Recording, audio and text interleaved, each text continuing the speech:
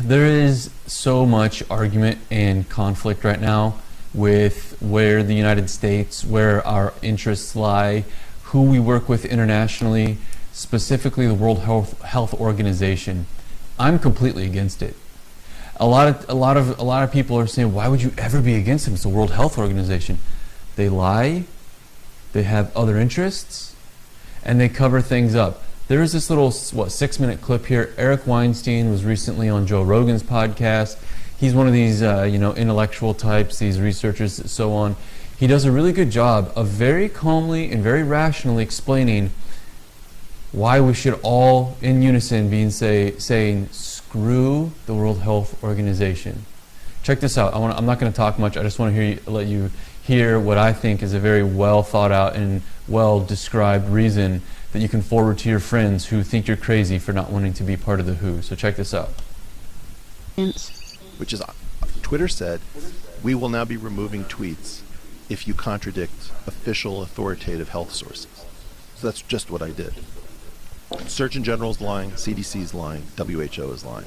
Come at me. Do you think they're lying? Yes. Why do you think they're lying? Like, give me a specific example of why you feel like they're lying.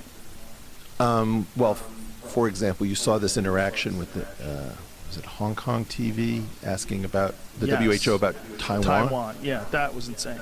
Well, explain that, because it's fucking insane. It was insane to watch. First of all, he pretended, the head of the WHO pretended he didn't hear them. And then he had them say it again. So first of all, he moves like, yes. You can see his hand go to cut off the connection. And he hung up. He said, I couldn't hear. He says, okay, I'll repeat the question. He's like, no, let's go on to the next one. Well, why would he want to go into the next one if he didn't hear it? Come on. Yeah. I don't even have... Here's the point. We are so afraid... Explain what he did to people that don't know, because people are listening here and they're a little confused. He was asked about the Taiwanese response to the COVID epidemic. And he didn't want to say Taiwan, because China claims that Taiwan is part of China.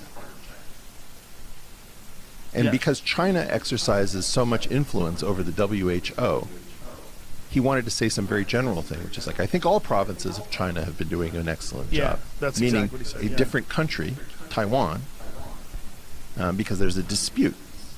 So what do you think China's most interested in? China, the People's Republic of China, Communist Chinese, want no recognition of their existing something called Taiwan.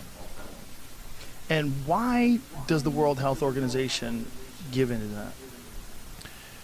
Well, how do different nations get control of things? We have influence at the UN, and we've caused the UN to do things that are America-centric. Other countries have influence, and you do this by being on particular committees, rotating directorships, who pays the cost. I don't know how the WHO seems to be so enmeshed with China, and I don't want to opine about these things because I want to keep my voice. Right, but it spoke volumes to watch that guy do that and do that little dance, to avoid saying Taiwan. My entire life looks like that interview. I mean, I hate to say it this way, but my relationship with authority, and my big critique is that this is the generic expectation across almost all institutions. They are all serving bizarre goals because growth is what gave us our independence. And when we became less innovative, the innovation dried up and we couldn't grow our way into new things, the number of people who could use their middle finger effectively and say, I'm steering this organization to do the right thing, and this is my bet, and we're going to go forward. Those people, as a class, were removed. If you think about, what do you do with Churchill when there isn't a World War II to win? It's very uncomfortable. Would he open a dry cleaner? We don't know. You have special people who really only shine when there's an emergency. There's a guy named Jayaprakash Narayan in India who's very important. He was one of the sort of founding fathers of modern India. And after Indian independence was achieved, lots of the people who had been founding fathers went to the next phase where they became they enriched themselves, or they did standard political things to gain power in the system. He was the one guy who sort of stayed true to the revolutionary spirit. And bizarrely, when Indira Gandhi created a state of emergency, which was a disaster in India, the people said, well, who can we turn to in a dark time? And oddly, I guess Prakash means light. So there was this phrase, like, in the darkness there is one light, Jai Prakash, Jai Prakash, Jai Prakash.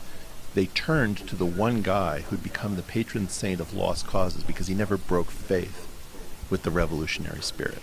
And he gets called up once, but he's incredibly important because everybody knows in a dark time who they can trust. Right? That's a very important parallel to where we are now. Who are the break glass in case of emergency people? Yeah, when you watch the people that are talking in these presidential addresses, there's none of those.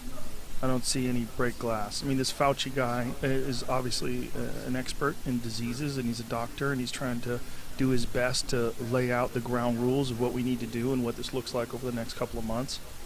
But it's like Jocko Willink, you know, like Jocko is not telling you, don't worry, you don't have to change your routine. You can get up at 9:30. Just do a little bit, just a little bit. And it's like, discipline equals freedom. I'm up at 4:30. What are you doing in bed? It's time for discipline. Well, because he's a military guy, and military people don't have any room for bullshit. They don't have any Some military room for people fluff. do. No, it's not Right, true. but people like SEALs, they don't have any room for fluff. Well, because you have to be able to perform. Well, okay, so then in that situation, So fuck your feelings. Get up at 4:30. That's how they feel. that's what I'm trying to say. But those you can just do a little bit, and that's great. That's great. You guys are enforcing mediocrity. Well, Congratulations. but that's what I'm trying to get at, which is we have a situation where we know if you have two trainers and one of them is doing the don't worry, and the other one is saying, I'm not going to lie to you. You're going to be sore. You're going to be miserable. This isn't going to be fun. Which do you choose? Okay, so we'll leave it there. But here's basically why what the argument he's making. Twofold. First off, our culture. Secondly, abuse of authority. First off, American culture. Our culture is not a culture where we allow a third-party, unelected group outside of our country to rule us and tell us what we can and cannot do, and who we should and should not pay, and what all of these types of things. Whether you like it or not, I don't care. It's a matter of fact that is our American culture. And if you don't like it and you want to change it, literally every other country in the world behaves that other way. Not in America. Secondly, he's describing, in times of darkness, who do you turn to? You turn to authorities of figures of authority, people who know what they're talking about. That's supposed to be what the World Health Organization is. However, what we're finding is that they are completely covering up for China. It's not even conspiracy. It's known, documented on their own Twitter page that back in February they said, hey, there's nothing to see here in China. There's no human-to-human contact. Go about your lives. It's just a flu. That's WHO was saying that. That interview that they were describing, there was a reporter who wanted to talk to him about Taiwan, but because China won't allow anyone to talk about Taiwan, this guy was showing his bias. The leader of WHO right now, same situation. He's showing his biases when he gets put up on stage and asked tough questions. There are so many different things that the WHO is doing that is abusing this figure of authority that they should have. They shouldn't be getting political. They should be sticking strictly to science, strictly to health, but they're not. They're getting very political. Their biases are showing greatly. And the influence that China, that the WHO have, flies right in the face of American independence, American liberty, Americans first, and our interests first. It's a hard pill to swallow, especially when they look like such an authoritative figure. But to what end do you follow an authoritative figure, and how many times does that authoritative figure need to show you that they cannot be trusted before you actually stop trusting them? That's a question you have to ask yourself. Many people in America with the American spirit of independence have already made up their mind that we shouldn't be trusting WHO.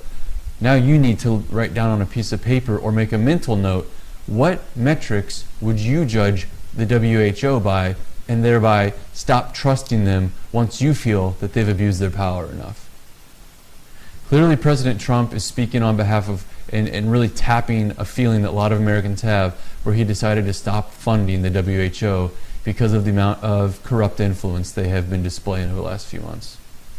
So that's all I've got for you guys right now. I wanted to show you that clip of this guy, Eric Weinstein, kind of intellectually describing why the influence that the WHO has should no longer be trusted. Comment below, share this with your other friends out there who are not quite understanding why a lot of us don't trust the WHO.